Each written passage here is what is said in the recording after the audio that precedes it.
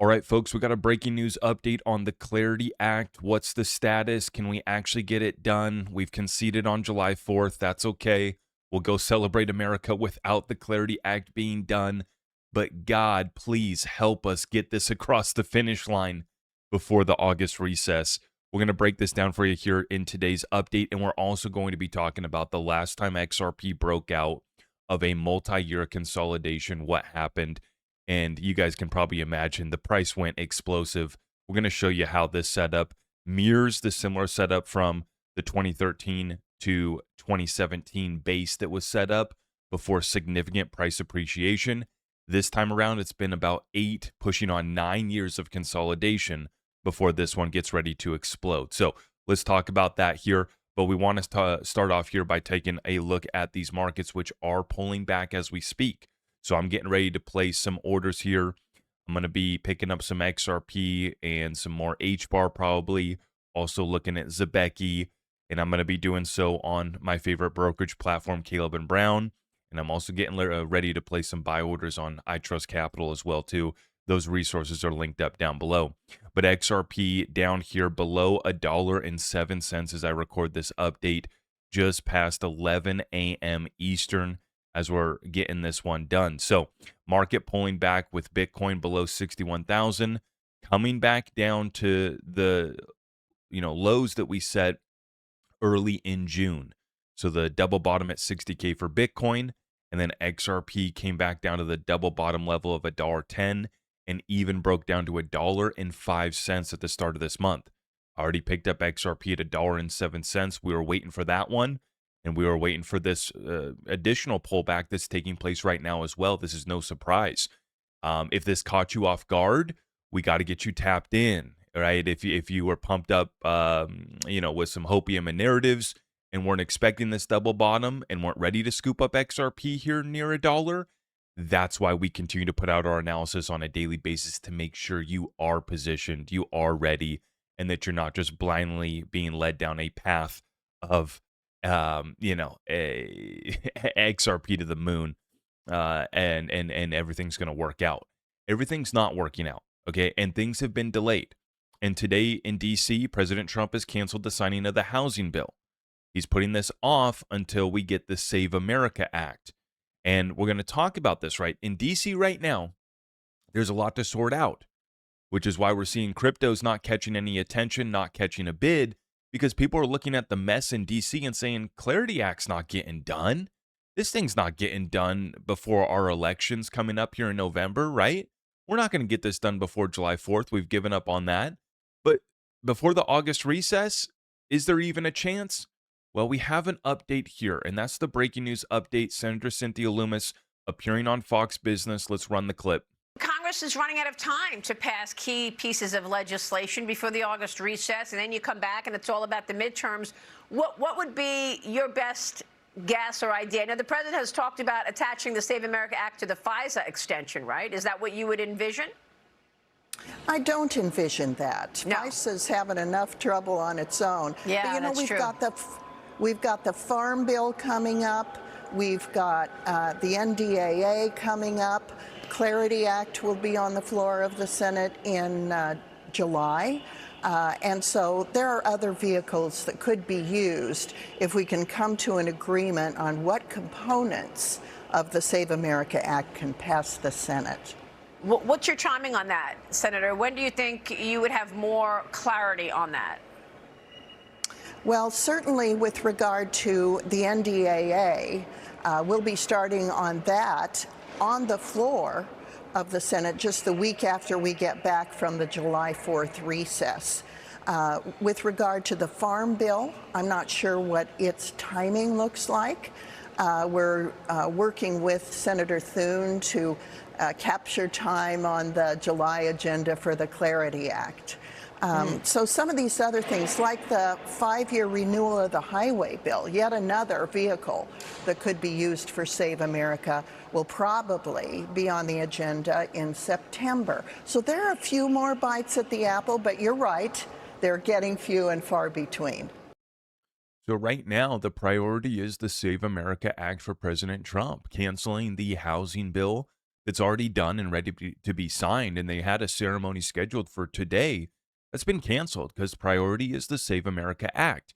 You also have this, FISA NDAA, the Farm Bill, and you're trying to get the Clarity Act done in the middle of this. They also just did the War Powers Resolution on Iran. Right? So there's a lot that's getting in the way of the Clarity Act right now. But as you heard Senator Lummis, she said, we're working with Senator Leader Thune on getting time in July for the Clarity Act. So it sounds like, we still have very good odds of getting some time for a floor vote. That's the next thing that we're waiting for, right? I want to be able to come to you guys in an update later this week, or hopefully by the end of this month, and be able to say, okay, guys, we got the Senate floor vote scheduled for July 10th or whatever the date's going to be, right? And we're going to look at the calendar here in one moment. But right now, we only have 1 week left here in June. It ain't happening here this month. But you heard Senator Lummis. She's working on getting us a scheduled floor time in July. Now, the House is going to host a Clarity Act hearing on July 17th. But this is different from the scheduled floor vote in the Senate that we need to actually move this bill forward. As she said, there's a few other bills there that are also kind of getting in the way. And I would argue President Trump says the Save America Act is a matter of national emergency. And I would argue that the Clarity Act is as well, right? We cannot let our allies, our enemies, we just can't allow the rest of the world to proceed with digital assets and infrastructure and regulatory clarity while we live in the dark ages. And we let all of this investment capital and entrepreneurs and companies go outside of this country instead of building here in America. So the plan right now, we're going to put out a text over July 4th and give people one last thorough look of the bill. Then we're moving in July. So Senator Lummis is saying that they're sending it out one more time. Go enjoy, celebrate America 250 years. Go look over the text one last time. But we're moving in July. And here's her statements responding to Dimon. And she says that he's mistaken about the Clarity Act. Let's play it. And I spoke with Jamie Dimon just a couple of weeks ago, and he was not happy with where the Clarity Act is right now because he is expecting that the crypto companies will be able to pay rewards. And he says it's not fair. They're not banks. They are not insured the way banks are. Here's our exchange. Watch this, Senator. So are you happy with the way the Clarity Act is turning out? No, because it allows them to effectively pay interest on deposits, stablecoins or something like that, without the protection that they should have. And it doesn't do anything for AML BSA. It has almost no legal protections. So no, the banks will not accept it that way. And the ABA, the small banks, the credit unions, it's not just the big guys. I'm not worried about stablecoin, but if it happened, I'm telling you, I would have nothing to do with it, and it would eventually blow up on its own. Okay, but that's my personal thing. But I do understand the concern of all the other banks. So, well, the markup is coming. I mean, what are you going to do about it? It is. We'll fight it. If we lose, we lose, and we'll live. Yeah. Okay. But it will be fought. This will not be. No one's going to bow down to this guy, okay, or that company. And he's the only one. Yeah. And he's spending hundreds of millions of dollars in Washington this thing. He said he's representing the whole industry. Full of Senator, your thoughts? I'm just going to interject real quick, and I'm just going to say that I think Jamie Dimon is full of crap. That is my opinion, right? Because if he wasn't concerned about stablecoins, why would he mention the fact that they can pay yield on it? Right? And they've actually now won on this point. We're not going to be able to earn idle yield on our stablecoins, or we're not going to be able to earn passive yield, I should say, on our stablecoins sitting idle, which shouldn't even be a concern for them, right? They're saying that it's not a concern, yet they continue to fight it. They're fighting it all the way here to the end, right? Now, their worries about AML, KYC, BSA, all these things, that's a load of crap too. If you talk to Ripple or anybody that's actually live using these products in real time right now, they'll tell you that they're already complying with a lot of this. Even the XRP Ledger amendments that we just had passed for permission DEX and credentials, right? Some of these amendments that we passed allow for KYC, AML, all of the compliance on chain. So it's just an absolute lie on both points. One, that they're not worried about stable coins. They clearly are. They shouldn't even be bringing it up as a point that they're worried about stablecoin issuers being able to pay out yield, right? But he's showing his cards. They are worried because it is going to lead to deposit flight. It is going to lead to better competition. And God forbid, the Jamie Dimon's so concerned about you being able to earn, 3 to 5% on your stablecoin. And he's so worried about you being protected that only Jamie Dimon and the big bankers should be able to offer these products and give you absolutely nothing for your savings, for your deposits, and continue treating you like crap, charging you monthly fees, and nickel and diming you every chance they get, right? God forbid a stablecoin issuer actually treats you right and passes on the yield to you for holding the stablecoin. God forbid that happens, right? And I think Senator Lummis here, she's going to respond. Well, with all due respect, Mr. Dimon is mistaken about the Clarity Act. He needs to read it over July 4th. He will see that his concerns are addressed in Section 301. He thought there was a big loophole there. We closed what he saw as a loophole. We've made changes. We have AML and I think 16 provisions, Maria, to protect against illicit finance. We have multiple provisions addressing the application of AML to digital assets. He's simply mistaken about the bill. I strongly encourage him to read the bill. He can sit in his nice chair on the beach over the 4th of July, and he needs to read the bill. So he's mistaken about the bill as the politically correct term here. That's why she's using that, right? Instead of just calling him out for what this is, right?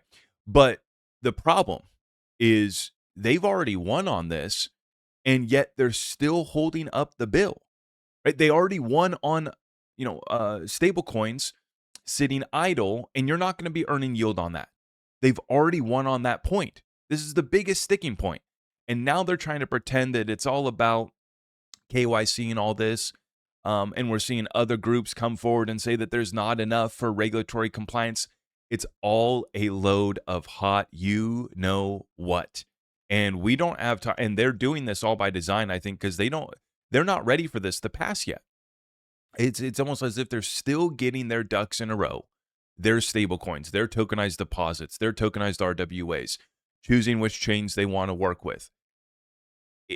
And ultimately carving out as much as they can to protect the profits that they put in their pockets. That's what this comes down to. And we're out of time. That's the issue for Clarity Act getting done here, is that you can look at the schedule. This is the Senate calendar right here. The days in red are days that they are not in session. So you can see here in June, we have one final week here that we're wrapping up. So we have a couple more days here, and then we're done. And they start the early July recess, and they don't come back till July 13th. So they come back on July 13th, and they have 1, 2, 3, and then the first week of August. So 4 weeks. They have 4 weeks to work on this and to get this done. And Senator Lummis says, that we're going to get time for this in July. But even if we do get time here, we don't have much. And once we go on the August recess, they're gone for 1, 2, 3, 4, 5 weeks. How would you like that job, where you get to take 5 weeks off right there at the end of summer? Wouldn't that be nice for you to take your family on a nice vacation, all paid, 5 weeks? That'd be nice, huh? What a nice little deal we have for our politicians in D.C. And then you're done. I mean, if you don't get this done by the August recess, you are done. You come back in the middle of September for a couple weeks, and you basically have 3 weeks, and then you're done until November midterms. So you literally have, after the July break, we'll have 4 weeks to get it done, carrying us into August. And then after that, you have 3 weeks, and then you're done until the November election. So you can see here that we are truly running out of time. But we'll watch and see. I mean, I'm remaining very hopeful and optimistic, but you also have to weigh the downside risk, right? If we don't get Clarity Act done here, this could be an ugly market to be in until the midterm elections. And so I just want to put that in front of us. But with that being said, the base that's being built out for XRP is setting us up for a price explosion, and it's something that we should still be excited about. XRP spent 1,826 days from 2013 to 2017 building a structural base before its macro breakout, all of which was without today's institutional adoption, regulatory clarity, partnerships, licensing reach, SEC clearance, ETFs, XRP DeFi, and all of the rest. When we look at this from a technical comparison perspective to 2026, we have now spent over 3,400 days. We're talking about 8, almost 9 years, consolidating since 2017 below an average of $3.60 with the full financial stack ready for deployment and clarity on the horizon. The point of the matter, yes, we are in a heavy bear market, but these extended bases yield larger expansions and provide macro opportunity. If this setup mirrors 2017, just on a much larger scale, the next move in the coming years could be huge, $8 to $13 XRP. This is not suggesting an exact replication of 2017 price movements. We just can't ignore the structural foundations that precede the great uprisings. And this was shared by Chart Nerd TA on X. And so whether you're looking at the fundamentals, whether you're looking at the technicals, the breakout for XRP is coming. We know that's inevitable. Price range 813 or $1,000, wherever you think XRP is going. You have a life-changing opportunity even if it goes to $8. As we sit down here at $1.07 today, what a fantastic opportunity.